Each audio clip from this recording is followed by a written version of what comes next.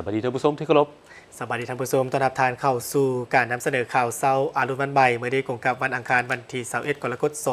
2026วันนี้พบกับจินดาในเอกสันถือว่าเป็นครั้งที่พิเศษเลยที่ว่าสองไอ้น้องเขาได้มานำเสนอข่าวในภาคเศร้า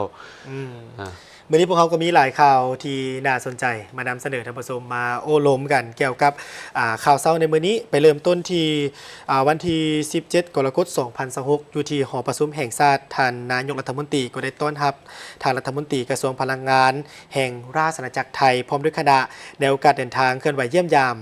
และเฮ็ดเวียกอยู่ที่สปป.ลาวท่านสนใจศรีเพิ่นโดนนายกรัฐมนตรีได้ให้เกียรติต้อนรับการเข้าเยี่ยมคำนับของท่านเอกนัทพร้อมพันธ์รัฐมนตรีกระทรวงพลังงานแห่งราชอาณาจักรไทยพร้อมด้วยคณะในโอกาสเดินทางเคลื่อนไหวเยี่ยมยามและเฮ็ดเวียกอยู่ประเทศลาวท่านนายกรัฐมนตรีได้แสดงความยินดีต้อนรับและติดราคาสูงต่อการเดินทางเคลื่อนไหวเยี่ยมยามและเฮ็ดเวียกอยู่สาธารณรัฐประชาธิปไตยประชาชนลาวของทางรัฐมนตรีกระทรวงพลังงานแห่งราชอาณาจักรไทยพร้อมด้วยคณะซึ่งเป็นการประกอบส่วนอันสำคัญเข้าด้วยการเสริมขยายสายพันธมิตรภาพในการร่วมมือระหว่างสองประเทศลาวไทยให้ได้รับการพัฒนาอย่างต่อเนื่องพร้อมทั้งเป็นการแสดงความขอบใจและติราคาสูงต่อรัฐบาลและภาคส่วนที่เกี่ยวข้องของฝ่ายไทยที่ได้ให้การช่วยเหลือและอำนวยความสะดวกให้แก่สาธารณรัฐประชาธิปไตยประชาชนลาวในการคุ้มครองและการแก้ไขปัญหาด้านพลังงานในระยะที่ผ่านมาและได้เสนอให้กระทรวงอุตสาหกรรมและการค้ากระทรวงพลังงานไทยสืบต่อปรึกษาหารือประสานงานและร่วมมือกันอย่างใกล้ชิดเพื่อร่วมกันวางแผนพัฒนาคุ้มครองและสูงอยู่เวียกงานพลังงานให้มีความเสถียรภาพและยืนยงพร้อมกันนั้นยังได้แจ้งให้ทราบเกี่ยวกับนโยบายของสาธารณรัฐประชาธิปไตยประชาชนลาวในการส่งเสริมการนำไส้รถไฟฟ้าเพื่อเป็นการลดพลการนำเข้าน้ำมันเสื้อไฟและก้าวไปสู่การพัฒนาที่เป็นมิตรต่อสิ่งแวดล้อมนอกนั้นยังได้ฝากความเยี่ยมยามถามข่าวไปยังท่านนายกรัฐมนตรีแห่งราชอาณาจักรไทยอีกด้วยท่านรัฐมนตรีกระทรวงพลังงานแห่งราชอาณาจักรไทยได้แสดงความขอบใจต่อการต้อนรับอย่างอบอุ่นของท่านนายกรัฐมนตรีและภาคส่วนที่เกี่ยวข้องของสาธารณรัฐประชาธิปไตยประชาชนลาวพร้อมทางแสดงความหมายมั่นว่าจะสืบต่อประสานสมทบและร่วมมือกันอย่างใกล้ชิดกับกระทรวงอุตสาหกรรมและการค้าของลาวเพื่อร่วมกันแก้ไขปัญหาแลกเปลี่ยนบทเรียนและให้ทิศชี้นำและขอทิศชี้นำจากท่านนายกรัฐมนตรีไปจะตั้งปฏิบัติให้ปรากฏผลเป็นจริงก็คือเป็นรูปธรรมโดยเฉพาะก็เม่นรักษาเสถียรภาพทางด้านพลังงานสูงอยู่การค่าการลงทุนให้มีความมั่นคงและยาวนานร่วมกันต่อที่บรรดาอนุกรรมการรับใช้ของประชุมเวียกงานสื่อมวลชนทั่วประเทศครั้งที่1ได้ตีราคาคืนในแต่ละหน้าเวียกนับตั้งแต่บ้านกาเกียมระยะที่ผ่านมาส่องให้เห็นด้านดีและก่อโครงข้างสาเหตุต้นต่อบทเรียนที่สามารถถอดถอนได้และตีราคาคืนระยะการดำเนินของประชุมพร้อมทางเฮียบเฮียนคืนบรรดาเนื้อในและมติที่ได้ร่วมกันรับรองในของประชุมเพื่อสรุปรายงานต่อกลุ่มใหญ่การเมืองศูนย์กลางพรรคในตอนบ่ายของวันที่17กรกฎาคม2026ที่ห้องประชุมคณะโฆษณาอบรมศูนย์กลางพรรคได้มีของประชุมสรุปตีราคาผลการดำเนินของประชุมเวียกงานสื่อมวลชนทั่วประเทศครั้งที่1ภายใต้การเป็นประธานของสหายคำพันธ์เปิยยวงศ์กรรมการกรมการเมืองศูนย์กลางพรรคหัวหน้าคณะโฆษณาอบรมศูนย์กลางพรรคมีบรรดาอนุกรรมการรับใช้ของประชุมเข้าร่วมสหายคำพันธ์เปิยยวงศ์ได้แสดงความสมเสยและตีราคาสูงต่อผลการดำเนินของประชุมเวียกงานสื่อมวลชนทั่วประเทศครั้งที่1ซึ่งเป็นของประชุมที่มีความสำคัญทางประวัติศาสตร์เนื่องจากว่าระยะที่ผ่านมาการจัดตั้งของประชุมในลักษณะดังกล่าวแม้บ่ทันได้รับการจัดตั้งปฏิบัติแต่ก็ได้มีการชี้นำอย่างใกล้ชิดจากคณะพรรคคณะนำและด้วยความเอาใจใส่ของแต่ละอนุกรรมการแต่ละภาคส่วนที่เกี่ยวข้องจึงเฮ็ดให้ของประชุมดังกล่าวดำเนินไปอย่างมีผลสำเร็จและในของประชุมได้มีการสรุปตีราคาในครั้งนี้แต่ละอนุกรรมการที่พร้อมกันจัดตั้งปฏิบัติระยะผ่านมาในแต่ละหน้าเวียกนับตั้งแต่การก้าเกียมซอกให้เห็นด้านดีของโครงข้างสาเหตุต้นต่อบทเรียนที่ถอดถอนได้และตีราคาคืนระยะการดำเนินของประชุมพร้อมกันนี้ก็ได้มีการเยี่ยมคืนบรรดาเนื่องในและมติที่ได้ห้องห้องกันในของประชุมเพื่อ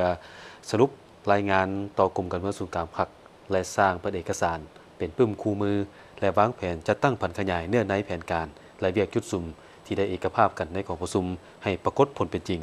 โดยเฉพาะแม่นแต่ละของเขตสื่อมวลชนให้มีการหันเปลี่ยนตามทิศชี้นำของกรมการเมืองศูนย์กลางพรรค เพื่อตั้งหน้าสร้างการหันเปลี่ยนในเวียกงานโฆษณาอบรมไปสู่คุณภาพใหม่อย่างแข็งแรง ครอบครัวการนำภาครัฐร่วมกับสมาคมหัตถกรรมลาวได้จัดงานเฉลิมฉลองวันสร้างตั้งสาพันธ์แมนยิงลาวครบรอบ71 ปีก็คือวันที่20กรกฎาคมปี 1955 หา20กรกฎาคม 2026 นี้อยู่ที่ตำหนักผ้าไหมลาวนครหลวงเวียงจันทน์ เนื่องในโอกาสฉลองวันสร้างตั้งสาพันธ์แม่หญิงลาวครบรอบ 71 ปี ครอบครัวการนำภาครัฐร่วมกับสมาคมหัตถกรรมลาวได้จัดกิจกรรมเพื่อเฉลิมฉลองวันที่มีความหมายประวัติศาสตร์ของแม่หญิงลาวบรรดาเผ่าในวันที่ 17 กรกฎาคมที่ตำหนักผ้าไหมบูฮานให้เกียรติเข้าร่วมกล่าวเปิดพิธีโดยท่านป้านาลีศรีสุริตภรรยาประธานประเทศเข้าร่วมมีท่านนางอาลีวงศ์นอบุญธรรมประธานศูนย์กลางสหพันธ์แม่หญิงลาวมีท่านรัฐมนตรีบรรดาภรรยาการนำสมาชิกสหพันธ์แม่หญิงลาวและแขกถูกเชิญเข้าร่วมอย่างคึกคืนในโอกาสนี้ท่านนางสุวิตาประเสริฐประธานสมาคมหัตถกรรมลาวก็ได้หวนคืนประวัติการสร้างตั้งและผลงานอันโดดเด่นของสหพันธ์แม่หญิงลาวที่ได้ประกอบส่วนสำคัญในการปกปักรักษาและการพัฒนาประเทศพร้อมทั้งส่งเสริมสิทธิและบทบาทของแม่หญิงลาวในทุกของเขตวันที่20กรกฎาคมปี 1955 เป็นวันประวัติศาสตร์ที่สำคัญที่แม่หญิงลาวทั้งประเทศได้รับชัยชนะอยู่ภายใต้การชี้นำพาของพรรคแคว้นลาวในเมื่อก่อนก็คือพรรคประชาชนปฏิวัติลาวในปัจจุบันนี้พวกเขาก็ถือว่าพวกเขาเป็นรุ่นที่โชคดีเนาะได้มาอยู่ในระบบที่ว่าสหพันธ์แม่หญิงลาวเกิดขึ้นเนาะแต่มันสมัยแต่ก่อนเราต้องได้ไปอยู่แนวหน้านี่ก็ลำบากอยู่เด้แม่หญิงลาวเฮานี่ก็แม่นมีบทบาทสำคัญในการสร้างสาประเทศชาติและก็สร้างสาเศรษฐกิจให้ครอบครัวแล้วก็ให้แก่สังคมคือค่อยๆพัฒนาโดยเฉพาะเป็นด้านหัตถกรรมนี่แม่นว่าพวกเขาให้ได้พัฒนาให้สมาชิกพวกเขาหันค่อยๆก้าวขึ้นสู่เวทีสากลเทื่อละก้าว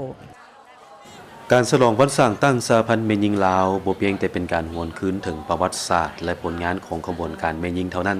แต่ยังเป็นการสร้างควรกำลังใจให้แม่หญิงลาวทุกคนสืบต่อยกสูงความสามารถสามัคคีร่วมใจและประกอบส่วนเขาในการพัฒนาประเทศชาติให้เติบใหญ่อย่างยืนยงซึ่งภายในงานได้รับชมการแสดงศิลปะวัฒนธรรมการวางแสดงผลิตภัณฑ์หัตถกรรมที่ออกจากภูมิปัญญาของเอ้ยน้องแม่หญิงลาวบรรดาเผ่าและกิจกรรมอื่นๆซึ่งแสดงถึงความเอกอ้างความสามารถและความสามัคคีของเอ้ยน้องแม่หญิงลาวแต่บูฮานถึงปัจจุบันในการประกอบส่วนปกปักรักษาและพัฒนาประเทศชาติเคียงบ่าเคียงไหลกับไอ้น้องสายน้องพวกเขาหันก็จะมีผลงานในหลายแขนงเนาะผู้ที่เฮ็ดทั้งแขนงการต่างๆก็มีความก้าวหน้าได้ประกอบการเข้าในองค์กรต่างๆการจัดตั้งต่างๆซึ่งมีน้องของพี่หญิงพวกเขาที่เป็นผู้เก่งประกอบส่วนสร้างสาพัฒนาประเทศชาติเคียงบ่าเคียงไหลกับผู้ชายกับไอ้น้องผู้ชายในหลายแขนงการในแขนงการหัตถกรรมนี่มันแบบ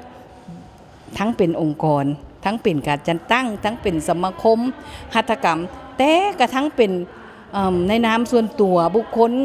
น้องมีหญิงลาวนี่ทุกคนนี่แบบจะหักแผ่นแผลจะหักถือว่าหักมรดกหักวัฒนธรรมของชาติที่ปู่ย่าตายายที่แม่เฒ่าแม่ย่าเขาเจ้าพาไปให้เช่นว่าสิ้นแผ่นแผลยังหักเป็นชีวิตจิตใจอันนี้ก็อันนึงที่ว่าเขาน่าเอกอ้างทะนงใจภูมิใจในวัฒนธรรมของชาติเฮาเจ้าอันนี้ก็ขอสมเสยการจัดงานในครั้งนี้บ่เพียงแต่เป็นการเฉลิมฉลองวันสร้างตั้งศูนย์กลางสหพันธ์แม่หญิงลาวเท่านั้นแต่ยังเป็นโอกาสสำคัญในการปลุกระดมจิตใจความรักชาติความสามัคคีและการมีส่วนร่วมของแม่หญิงลาวในการสืบต่อปฏิบัติภารกิจการพัฒนาประเทศตามแนวทางของพรรคและรัฐห้องมูลเสื้อสหพันธ์แม่หญิงลาวและสินสายใหม่ได้เปิดบริการอย่างเป็นทางการภายหลังที่ได้มีการปรับปรุงให้มีความสวยงามแต่ว่ายังคงรักษาคุณค่าดั้งเดิมที่เป็นมูลเสื้อประวัติศาสตร์ศิลปะวัฒนธรรมจากงานหัตถกรรมอันล้ำค่าของสหพันธ์แม่หญิงลาว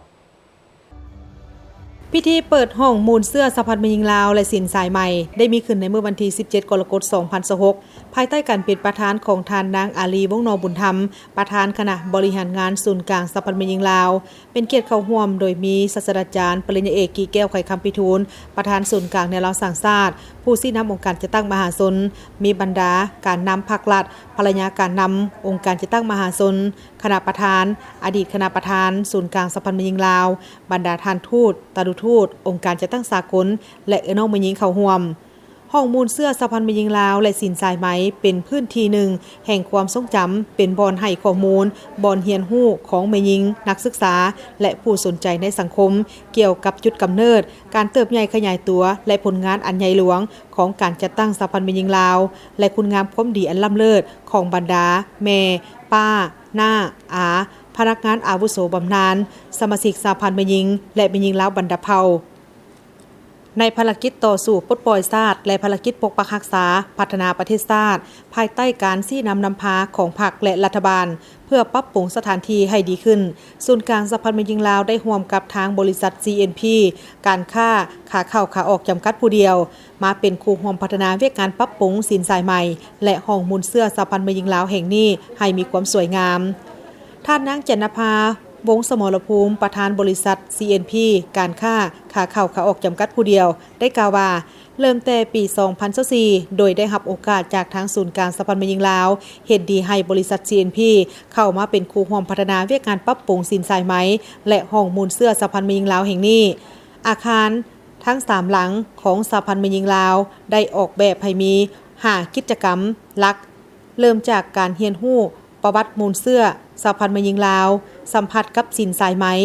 สมศิลปะใส่พื้นที่เฮ็ดเวียกและปิดท้ายด้วยการพบปะในบรรยากาศของกาแฟและอาหารกะข้าพเจ้าต่างหน้าทั้งบริษัทเลยเนาะเฮารู้สึกว่าเป็นเกียรติและก็รู้สึกภาคภูมิใจหลายที่ได้เป็นส่วนหนึ่งของสหพันธ์แม่หญิงลาวและก็ได้ผลักดันสุขยู่และก็สร้างความเข้มแข็งให้กับสหพันธ์แม่หญิงลาวเฮาแล้วก็ยังอนุรักษ์วัฒนธรรมลาวเฮาสืบต่อไปให้คนรุ่นหลังได้จื้อจำแล้วก็สืบต่อขยายหลักๆแล้วเนาะการเปิดทั้ง3อาคารนี้เพื่อ1แม่นเฮาได้นำหันวางแสดงหอมูลเสื้อสหพันธ์แม่หญิงลาวอันนี้เป็นหัวใจหลักของอาคารหรือว่าของสถานที่นี้และต่อมาแม่นสินสายไหมซึ่งเป็นการวางแสดงผ้าไหมลวดลายลาวและเป็นฝีมือของแม่หญิงลาวพวกเฮานี้โดยแล้วก็มีผ้าไหมระดับเกือบ100 ปีก็ยังพวกเขายังรักษาไว้ในสถานที่แห่งนี้เจ้าและสถานที่แห่งนี้จะเป็นสถานที่ที่อยู่ใจกลางเมืองพร้อมกับเรียนรู้ประวัติความเป็นมาของแม่หญิงลาวเฮาและรวมถึงสหพันธ์แม่หญิงเฮาที่ได้ก่อตั้งขึ้นมาเจ้าสำหรับทิศทางในต่อหน้าทางบริษัท CNP ร่วมกับทางศูนย์กลางสะพานแม่หญิงลาวจะสืบต่อในการยกระดับสินสายไหมและห้องมูลเสื้อสะพานแม่หญิงลาวแห่งนี้ให้กลายเป็นแหล่งเรียนรู้และสถานที่ท่องเที่ยวทางวัฒนธรรมและมีความมุ่งมั่นที่จะขยายเครือข่ายการตลาดส่งเสริมการอนุรักษ์ลวดลายดั้งเดิมควบคู่ไปกับการพัฒนาคุณภาพผลิตภัณฑ์ที่ตอบโจทย์ของความต้องการของตลาดแต่ยังคงรักษาไว้ซึ่งจิตวิญญาณของชาติลาวอย่างครบถ้วน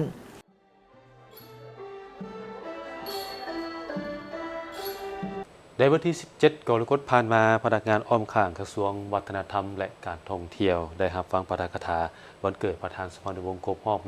117 ปีและประกาศแต่งตั้งรองรัฐมนตรีคนใหม่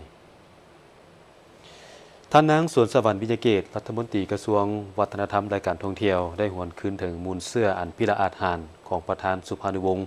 ที่เคารพรักของปวงชนลาวทั้งชาติประธานสุภานุวงศ์เป็นหนึ่งในบรรดาผู้นำพรรครัฐเฮาที่ได้สร้างผลงานอันล้ำค่ามีคุณงามความดีอย่างหลวงหลายประกอบส่วนเขาในการนำพารวมหมู่ของพรรคแนวลาวหักชาติเพื่อศาสนะของภารกิจต่อสู้ปลดปล่อยชาติในมาก่อนก็คือภารกิจปกปักรักษาระบอบใหม่เพื่อความอยู่ดีกินดีของประชาชนลาวบรรดาเผ่าประธานสุภานุวงศ์แม่นปัญญาชนผู้ยิ่งใหญ่เป็นเสื้อเจ้าผู้หนึ่งที่มีน้ำใจรักชาติอันดูดดื่มจิตใจต่อสู้ที่อาจหาญกล้าแกนและน้ำใจเสียสละอันสูงส่งเพื่อชาติเพื่อประชาชนเมื่อหวนคืนชีวิตตอนเยาว์วัยของประธานสุภานุวงศ์ซึ่งเพิ่นได้กำเนิดในครอบครัวที่เป็นเสื้อเจ้าราชวงศ์เป็นโอรสของเจ้ามหาอุปราชบุญคงและหม่อมคำอ้วนเกิดวันที่13 กรกฎาคมปี 1909 ที่หลวงพระบาง ทุกระยะการเคลื่อนไหวประธานสภานุวงศ์ได้สุ่มสติปัญญาและเหงื่อแห้งของตนเพื่อสี่นำพากระบวนการปฏิวัติลาวญาติได้ไสสนะอันยิ่งใหญ่มาให้แก่ประเทศชาติภายหลังสำเร็จการรับฟังปาฐกถาวันเกิดประธานสภานุวงศ์แล้วในพิธียังได้ประกาศแต่งตั้งพนักงานการนำของกระทรวงวัฒนธรรมและการท่องเที่ยวซึ่งต่างหน้าคณะจัดตั้งศูนย์กลางพรรคได้ขึ้นผ่านดำรัสของนายกรัฐมนตรีเลขที่221/นย.ลงวันที่7 กรกฎาคม 2026นายกรัฐมนตรีออกดำรัสแต่งตั้งทานพระขันไซ4ขันไซหัวหน้ากรมจัดตั้งกระทรวงวัฒนธรรมและการท่องเที่ยวเป็นรองรัฐมนตรีกระทรวงวัฒนธรรมและการท่องเที่ยวพร้อมนี้ยังได้ประกาศแต่งตั้งรักษาการหัวหน้ากรมจัดตั้งคนใหม่ตื่มอีก3องค์การจัดตั้งมหาชนบริษัทลาวโทรคมนาคมมหาชนได้จัดกิจกรรมเฉลิมฉลองวันสร้างตั้งสาพันธ์บัญญังลาวครบรอบ71 ปีพร้อมทางจัดการประกวดค้นหาพิธีกรและแข่งขัน LTC Smart Women Smart AI และ Smart Futureในวันที่16 กรกฎาคม 2026ที่สำนักงานใหญ่บริษัทลาวโทรคมนาคมมหาชน3องค์การจัดตั้งมหาชนได้ร่วมกันจัดกิจกรรมเฉลิมฉลองวันสร้างตั้งสาพันธ์แม่หญิงลาวครบรอบ71 ปีอย่างคึกคืนโดยการเป็นประธานของทานสุพลจันทวิสัยผู้อำนวยการใหญ่บริษัทลาวโทรคมนาคมมหาชนพร้อมด้วยคณะผู้บริหารพนักงานจาก3องค์การจัดตั้งมหาชนจากสาขาทั่วประเทศที่เข้าร่วมผ่านทางระบบออนไลน์ท่านนางวิไลวรรณยศไสพิบูลรองประธานสหพันธ์แม่หญิงกระทรวงเทคโนโลยีและการสื่อสารและประธานสหพันธ์แม่หญิงภาคฐานของบริษัทลาวโทรคมนาคมมหาชนก็ได้กล่าวว่าการจัดกิจกรรมในครั้งนี้เพื่อเป็นการหวนคืนมูลเสื้ออันดีงามเปิดเป็นการเสิร์ชสู่บทบาทและกับผลงานของบรรดาแม่หญิงในภารกิจปกป้องรักษาและสร้างสรรค์พัฒนาประเทศชาติพร้อมทั้งเป็นการส่งเสริมศักยภาพความก้าวหน้าของแม่หญิงความกล้าหาญกล้าคิดกล้าแสดงออกและทักษะดิจิทัลของพนักงานเพศหญิงให้สามารถก้าวหน้าทันสมัยทันการเปลี่ยนแปลงในยุคดิจิทัลภายในงานนี้มี2กิจกรรมหลักคือการประกวดหาพิธีกรหรือว่า MC และการจัดการแข่งขัน LTC Smart Women Smart AI และ Smart Future สำหรับการประกวดพิธีกรแม่นแน่ใส่ค้นหาพนักงานที่มีพรสวรรค์ด้านการสื่อสารมีทักษะในการนำเสนอมีความกล้าแสดงออกมีไหวพริบและบุคลิกภาพที่โดดเด่นเพื่อพัฒนาให้เป็นพิธีกรที่มีคุณภาพในองค์กรในอนาคตส่วนการแข่งขันด้าน AI ก็ได้รับความสนใจอย่างกว้างขวางบรรดาทีมที่เข้าร่วมได้นำเสนอแนวความคิดและโครงการทางด้านการนำใช้เทคโนโลยีปัญญาประดิษฐ์หรือ AI เข้าในเวียกงานตัวจริงเช่นการปรับปรุงขั้นตอนในการเฮ็ดเวียกที่ว่องไวขึ้นการวิเคราะห์ข้อมูลการพัฒนาประสบการณ์ใหม่ให้แก่ลูกค้าและการนำใช้ AI มาช่วยเพิ่มประสิทธิภาพในการปฏิบัติหน้าที่เวียกงานการแข่งขันในครั้งนี้สะท้อนให้เห็นถึงความมุ่งมั่นความสามารถความคิดสร้างสรรค์ของบรรดาพนักงานเพศหญิงภายในบริษัทลาวโทรคมนาคมมหาชนการเรียนรู้และการนำใช้เทคโนโลยีใหม่ๆเพื่อช่วยให้ขับเคลื่อนการหันเป็นดิจิตอลและการยกระดับประสิทธิภาพในองค์กรเติมอีกในโอกาสของการเฉลิมฉลองวันสร้างตั้งสาพันธ์แม่หญิงลาวครบรอบ71 ปีทางสมาคมหัตถกรรมลาวก็ได้มีการเปิดโครงการนาคาคอลเลคชันสุดพิเศษหรือว่ารูปแบบสุดพิเศษของเครื่องแฟชั่นระดับหรูและเครื่องตกแต่งภายในเฮือนซึ่งจัดขึ้นในวันที่18 กรกฎาคม 2026นี้อยู่ที่ตำหนักผ้าไหมลาวปูหานสำหรับผลิตภัณฑ์ที่ผลิตมาจากแผ่นแพรลายนาคนับว่าเป็นอีกหนึ่งผลิตภัณฑ์หัตถกรรมของลาวที่สะท้อนถึงเอกลักษณ์ทางด้านวัฒนธรรมและภูมิปัญญาของแม่หญิงลาวบรรพเผ่าผลิตภัณฑ์เหล่านั้นบ่เพียงแต่มีความงดงามและความปราณีตทางด้านผลิตภัณฑ์เท่านั้นแต่ยังเป็นการอนุรักษ์สืบสานมรดกอันล้ำค่าทางด้านวัฒนธรรมและเคียงคู่กับคนลาวชาติลาวตลอดไปท่านสุวิตาประเสริฐท่านนางสุวิตาประเสริฐประธานสมาคมหัตถกรรมลาวได้กล่าวว่าเนื่องในโอกาสของการเฉลิมฉลองวันสร้างตั้งสาพันธ์แม่หญิงลาวครบรอบ71 ปีทางสมาคมหัตถกรรมลาวได้มีการเปิดโครงการนาคาคอลเลคชันสุดพิเศษของเครื่องแฟชั่นระดับหรูและเครื่องตกแต่งภายในเฮือนที่ออกแบบโดยท่านนางชันดาผู้เชี่ยวชาญด้านผลิตภัณฑ์ในระดับสากลและผลิตอย่างปราณีตโดยออกฟอร์สต็อกนครหลวงพระบางซึ่งได้รับแรงบันดาลใจจากนาคาหรือว่า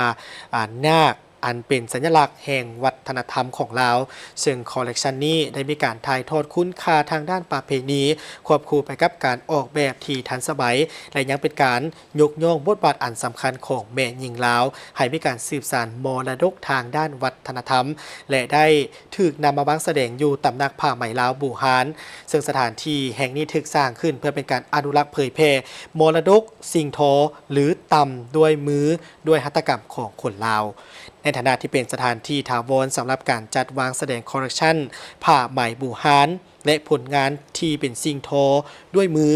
ร่วมสมัยสถานที่แห่งนี้ถือว่าเป็นสถานที่สะท้อนให้เห็นถึงความมุ่งมั่นของผู้นำเสนอภูมิปัญญาดั้งเดิมและเป็นการส่งเสริมสีไม้ลายมือของนายสร้างหัตถกรรมผู้ที่มีความมักฮักสืบสานมรดกอันล้ำค่านี้ไว้ลวดลายไหลนาคเป็นสัญลักษณ์ที่สำคัญของวัฒนธรรมแสดงออกถึงความอุดมสมบูรณ์ความเข้มแข็งและความเป็นสิริมงคลการนำเอาลายนาคมาประยุกต์ใช้เข้าในการออกแบบเครื่องใช้ต่างๆเฮ็ดให้ผลิตภัณฑ์มีคุณค่าทางด้านศิลปะและวัฒนธรรมภายในตำหนักผ้าไหมลาวบูฮานยังมีการวางแสดงสมบัติอันล้ำค่าสิ่งทอของคนลาวซึ่งเป็นการวางแสดงสิ่งทอระดับชาติข้างทำอิฐที่ได้นำเอาผลงานผ้าไหมบูฮานหลายกว่า100ผืนเคียงคู่กับผ้าไหมที่เป็นร่วมสมัยทั่วประเทศพร้อมเดียวกันนั้นทางสมาคมหัตถกรรมลาวยังมุ่งมั่นจะสืบสารส่งเสริมหัตถกรรมใน7สาขาหลักเพื่อเป็นการปกปักรักษาผลงานเหล่านี้ให้มีการเสื่อมโยงหัตถกรรมลาวเป็นที่รู้จักในเวทีสากล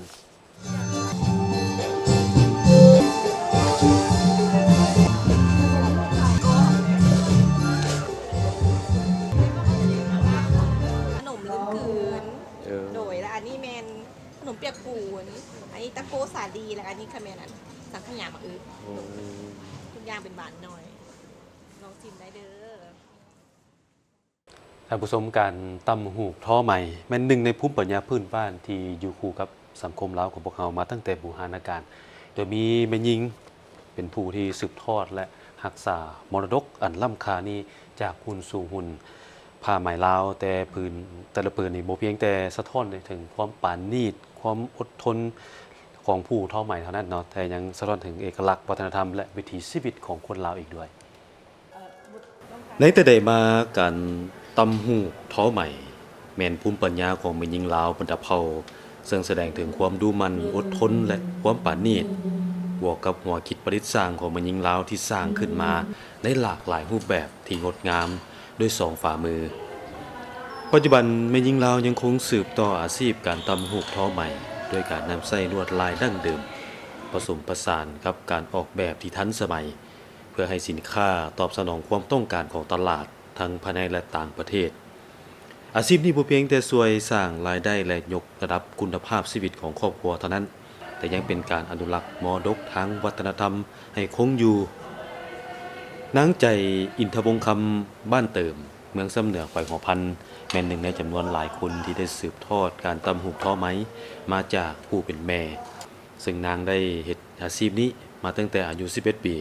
มาฮอดปัจจุบันเป็นเวลา14ปีที่ติดพันกับการตำหูกท้อใหม่ต้องมีความอดทนและก็มักในการตำหูกเพราะว่ามันได้ใช้ความละเอียดอ่อนในการถักเป็นดอกเป็นแต่ละดอกมันต้องได้แบบละเอียดถ้ามันเป็น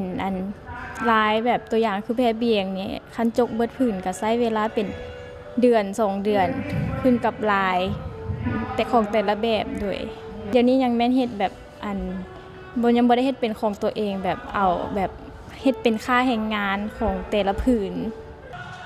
ปัจจุบันหลายองค์การและภาคส่วนเกี่ยวข้องได้ให้ความสำคัญต่อการส่งเสริมการตำหูกท้อใหม่ผ่านการฝึกอบรมวิชาชีพพัฒนาผลิตภัณฑ์ขยายช่องทางการตลาดและการส่งเสริมการท่องเที่ยวชุมชน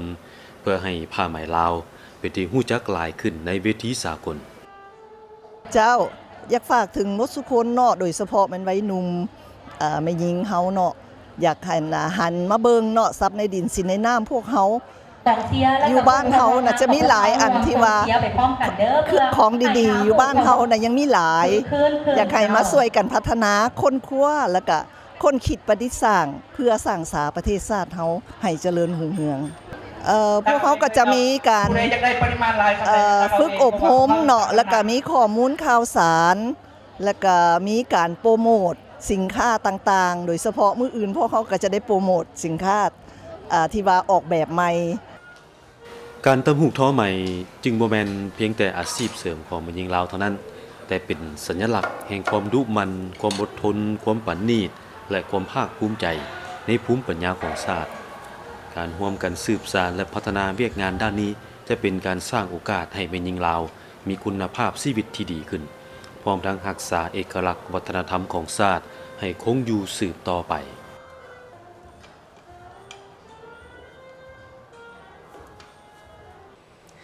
ไปต่อที่ข่าวจากทางแขวงท้องถิ่นทับผสมทางแขวงพงศลีได้มีการจัดกิจกรรมอย่างเพื่อสุขภาพเพื่อเป็นการเฉลิมฉลองวันสร้างตั้งโยธาธิการและขนส่งครบรอบ75 ปีและถ้าเป็นการโฆษณาในการลดพรอุบัติเหตุตามท้องถนนอีกด้วยท่านบุญพนิชแก้วหงกรรมการพรรคแขวงหัวหน้าแผนกโยธาธิการและขนส่งแขวงกล่าวว่าวันสร้างตั้งโยธาธิการและขนส่งครบรอบ75 ปีวันที่13 กรกฎาคม 53 กรกฎาคม 2026ซึ่งเป็นวันหนึ่งที่มีความหมายความสำคัญซึ่งรัฐบาลได้ออกตามดัดของนายกรัฐมนตรีฉบับเลขที่175/นย.ลงวันที่4 มิถุนายน 2026ว่าด้วยการหาพ้องเอาวันสร้างตั้งกระทรวงโยธาธิการและขนส่งในวันที่13 กรกฎาคม 1951ตลอดระยะ75 ปีผ่านมาแขนงโยธาธิการและขนส่ง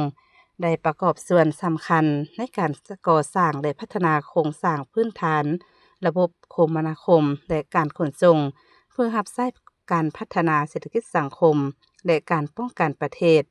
ในภารกิจปกปักรักษาและสร้างสรรค์พัฒนาประเทศชาติให้เจริญรุ่งเรืองขึ้นไปเรื่อยๆดังคำขวัญที่ว่าพัฒนาโยธาธิการและขนส่งให้เป็นปลายแหลมมีจุดสุ่มทนทานทันสมัยปลอดภัยเสื่อมโยงเสื่อมจอดและยืนยงพร้อมนั่นเพื่อเฉลิมฉลองวันดังกล่าวไปพร้อมกับการจัดกิจกรรมเผยแพร่โฆษณาลดพรอุบัติเหตุตามท้องถนนภายใต้คำขวัญทันสมัยสัญจรปลอดภัยก้าวไปอย่างยืนยงพร้อมนี้อย่างได้เล่าประวัติความเป็นมาของแผนกโยธาธิการและขนส่งแขวงพงศลีตื่มอีกซึ่งระยะผ่านมาแขวงพงศลีได้เอาใจใส่สุขยู่เบียกบุรณะซ่อมแปลงทางหลวงแห่งชาติเลขที่19ทาง 1A 1B และ 2E จะตั้งปฏิบัติเบียกทางหญ้าแคมทางโดยมีส่วนร่วมของประชาชนฮอดปัจจุบันทั่วแขวงมีเส้นทางเข้าถึงบ้านทั้งหมด503บ้านกว่า100ส่วนห้อยมีเส้นทางทั้งหมด601เส้นความยาวทั้งหมด 5,236.87 กิโลเมตรได้สำรวจออกแบบผังทั้งหมด28กลุ่มบ้านกว่า 48.28 ส่วนห้อยของจำนวนกลุ่มบ้านในทั่วแขวงบ้านได้นำใช้น้ำประปาตัวจริง52บ้านกว่า 10.34 ส่วนห้อยของจำนวนบ้านในทั่วแขวงมีสายขนส่งโดยสารภายใน12สายต่างประเทศ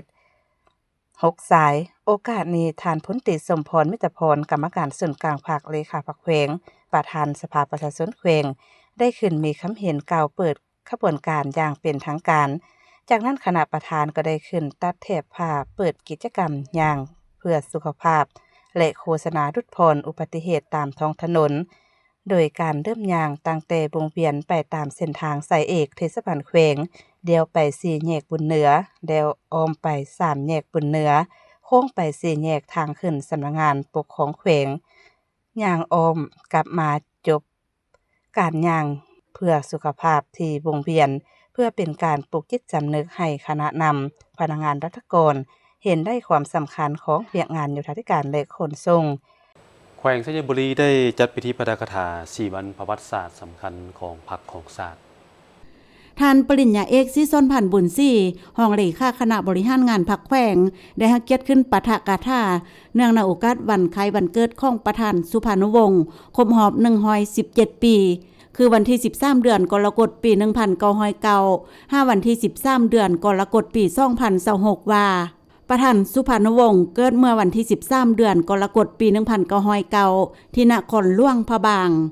เ พิ่นบ่เพียงแต่เป็นผู้นำด้านการเมืองแต่ยังเป็นผู้ที่มีความสามารถด้านวิชาการหักการศึกษาและให้ความสำคัญต่อการพัฒนาคนตลอดชีวิตการเคลื่อนไหวท่านประธานสุพรรณวงศ์ได้ฝากผลงานและบทเรียนหลายด้านให้แก่คนรุ่นหลังนั้นแม่นบทเรียนด้านความรักชาติความเสียสละความสามัคคีและความมุ่งมั่นในการรับใช้ประเทศชาติเพิ่นได้มีบทบาทสำคัญในการนำพาขบวนการต่อสู้ปลดปล่อยชาติและสร้างตั้งสาธารณรัฐประชาธิปไตยประชาชนลาวจากนั้นได้ปะทะกะท่าวันสร้างตังสหพันธ์แม่หญิงลาวครบรอบ71 ปีคือวันที่20เดือนกรกฎาคมปี1955 5วันที่20เดือนกรกฎาคมปี2026โดยได้ยกให้เห็นบทบาทความสำคัญของแม่หญิงลาวในการพัฒนาเศรษฐกิจสังคมปกป้องสิทธิผลประโยชน์ของแม่หญิงให้สมาชิกสหพันธ์แม่หญิงลาวบรรดาเผ่าในทั่วประเทศสืบต่อเสริมขยายมูลเสือดังกล่าวเข้าในภารกิจปกปักรักษาและสร้างสร้างพัฒนาประเทศชาติของพวกเฮาและยกให้เห็นถึงการเสริมขยายมูลเสืออันแน่นแฟนของการเซ็นสนธิสัญญามิตรภาพการร่วมมือลาวเวียดนามครบรอบ49 ปีใส่พัวพันมิตรภาพที่ยิ่งใหญ่ความสามัคคีพิเศษและการร่วมมือรอบด้านระหว่างสองชาติลาวเวียดนามครบรอบ64 ปีแห่งการสร้างตังใส่พัวพันการทูตและวันสร้างตังกีฬากายกรรมแห่งชาติและเสริมขยายเวียงงานกีฬากายกรรมลาวให้เติบใหญ่เข้มแข็งขึ้นไปเรื่อยๆจุดประสงค์เป็นการศึกษาอมห่มให้สมาชิกพรรคพนักงานรัฐกรและประชาชนบรรดาเผ่าได้เข้าใจอย่างลึกซึ้งถึงความหมายความสำคัญของมูลเสืออันดีงามของชาติและสืบทอดภารกิจปกปักรักษาและสร้างสร้างพัฒนาประเทศชาติให้มีความเจริญก้าวหน้าตอนท้ายผู้เข้าร่วมอย่างใดสมัครใจบริจาคเลือดเพื่อช่วยชีวิตเพื่อนมนุษย์ด้วยกันโดยบ่หวังสิ่งตอบแทนตื่มอีกส่วนทางแขวงบริคำไซก็ได้จัดพิธีปาฐกถา3 วันประวัติศาสตร์ของพรรคของชาติเช่นเดียวกันเอกสารที่นำมาเผยแพร่เสื่อมซึมประกอบมีห้ามเหียนเอาคุณสมบัติศีลธรรมปฏิวัติและแบบแผนดำรงชีวิตของประธานสุภานุวงศ์วันเซ็นสนธิสัญญามิตรภาพและการร่วมมือลาวเวียดนามครบรอบ49 ปี18 กรกฎาคม 1977 58 กรกฎาคม 2026และวันสร้างตังสายพัวพันการทูตลาวเวียดนามครบรอบ64 ปี5 กันยายน 1962 5 กันยายน 2026ประธานสุภานุวงศ์ที่ประชาชนลาวเคารพรักและเอิ้นกันอย่างสนิทสนมว่าเจ้าสายแดงแม่นหนึ่งในผู้นำที่มีความโดดเด่นและสำคัญที่สุดในประวัติศาสตร์การต่อสู้กู้ชาติและสร้างตังสาธารณรัฐประชาธิปไตยประชาชนลาวหลังจากจบการศึกษาเพิ่นก็ได้ไปเฮ็ดเวียกเป็นวิศวกรอยู่เวียดนามและกัมพูชาซึ่งเฮ็ดให้เพิ่นได้เห็นความทุกข์ยากลำบากของประชาชนภายใต้แอกปกครองของฝรั่งปี1945เพิ่นได้พบกับท่านประธานโฮจิมินห์และเดินทางกลับคืนประเทศลาวเพื่อเข้าร่วมขบวนการต่อสู้กู้ชาติเพิ่นได้ดำรงตำแหน่งเป็นรัฐมนตรีต่างประเทศและผู้บัญชาการสูงสุดของกองทัพลาวอิสระในบรรพป้องกันตัวเมืองท่าแขกมีนาปี1946เพิ่นได้ถูกบาดเจ็บสาหัสจากการโจมตีทางอากาศของฝรั่งในขณะที่กำลังบัญชาการรบอยู่แม่น้ำคองในปี1950เพิ่นได้รับเลือกเป็นประธานศูนย์กลางแนวลาวอิสระและนำพาการต่อสู้ร่วมกับท่านไกรสอนพรหมวิหารภายหลังประเทศชาติได้รับการปลดปล่อยอย่างสมบูรณ์ในกองประชุมใหญ่ผู้แทนประชาชนทั่วประเทศวันที่2ธันวาคมปี1975ท่านประธานสุภานุวงศ์ได้รับการแต่งตั้งให้ดำรงตำแหน่งเป็นประธานประเทศคนทับอิฐของสาธารณรัฐประชาธิปไตยประชาชนลาวและประธานสภาประชาชนสูงสุดเพิ่นได้อุทิศทุกสติปัญญาและเหื่อแหงเข้าในการฟื้นฟูประเทศชาติสร้างความสามัคคีปรองดองระหว่างเผ่าและเปิดกว้างการทูตกับต่างประเทศเพิ่นได้ถูกจดจำในฐานะวีรบุรุษของชาติที่มีคุณสมบัติศีลธรรมปฏิบัติสูงส่งดำรงชีวิตแบบเรียบง่ายประหยัดมัธยัสถ์เป็นปัญญาชนที่รอบรู้หลายด้านเว้าได้หลายภาษาและเป็นแบบอย่างอันใส่แจงให้แก่คนรุ่นหลังจนถึงปัจจุบันในพิธีอย่างใดหวนคืนมุนเสือแห่งความสามัคคีพิเศษและการร่วมมือรอบด้านระหว่าง2พรรค2รัฐและประชาชน2ชาติลาวเวียดนามซึ่งเป็นขีดหมายประวัติศาสตร์และเป็นพื้นฐานกฎหมายอันหนักแน่นในการปกปักรักษาและพัฒนา2ประเทศวันสร้างต่างสายพัวพันการทูตลาวเวียดนามครบรอบ64 ปีที่ได้รับการเพิ่มพูนคุณสร้างจากประธานโฮจิมินห์ประธานไกรสอนพรหมวิหารและประธานสุภานุวงศ์ซึ่งได้กลายเป็นมรดกอันล้ำค่า ที่บ่มีวันจางหาย ได้มีพิธีมอบทุนก่อสร้างโรงเรียนมัธยมตอนต้นหนองบกเมืองหนองบกแขวงคำมวนการมอบเงินในครั้งนี้บริษัท NTP การค้าน้ำมันเชื้อไฟจำกัดมอบ2ตื้อกีบกลุ่มบริษัท XDL จำกัด500ล้านกีบร่วมเป็นสักขีพยานในพิธีมีท่านนางปานียาโทตูอดีตรองประธานประเทศแห่งสาธารณรัฐประชาธิปไตยประชาชนลาวท่านปอ.สมสะอาดอุ่นศรีดาประธานคณะกรรมการปกครองแขวงขมวนพร้อมด้วยการนำแขวงการนำเมืองและภาคส่วนเกี่ยวข้องโครงการก่อสร้างโรงเรียนมัธยมตอนต้นหนองบกเป็นอาคารชั้นเดียวประกอบมี7ห้องขนาดความกว้าง9เมตรและยาว56เมตรเมื่อก่อสร้างสำเร็จจะช่วยยกระดับสภาพการเรียนการสอนห้องรับจำนวนนักเรียนที่เพิ่มขึ้นและเป็นพื้นฐานที่มั่นคงในการพัฒนาทรัพยากรมนุษย์ของแขวงขมวนในการสมทบงบประมาณของ2บริษัทในครั้งนี้ถือว่าเป็นการประกอบส่วนที่สำคัญในการพัฒนาการศึกษาและสร้างโอกาสให้นักเรียนได้เรียนอยู่ในสภาพแวดล้อมที่ได้มาตรฐานทางสะท้อนให้เห็นถึงความรับผิดชอบต่อสังคมความร่วมมืออันแน่นแฟ้นระหว่างภาครัฐและภาคธุรกิจในการร่วมมือกันพัฒนาการศึกษาเพื่อสร้างโอกาสให้เยาวชนได้เรียนรู้ในสภาพแวดล้อมที่ดีและมีคุณภาพอันจะเป็นกำลังสำคัญในการพัฒนาแขวงขมวนและประเทศชาติในอนาคตหมดเวลาสำหรับการนำเสนอข่าวเศร้าอรุณวันใหม่ขอบใจทุกท่านที่ให้เกียรติที่ตามรับชมสำหรับข่าวภาคนี้โฆษกข่าวพร้อมด้วยทีมงานลาทางประชุมไปด้วยเวลาเพียงเท่านี้ติดตามได้ใหม่ในข่าวภาคต่อไปสบายดี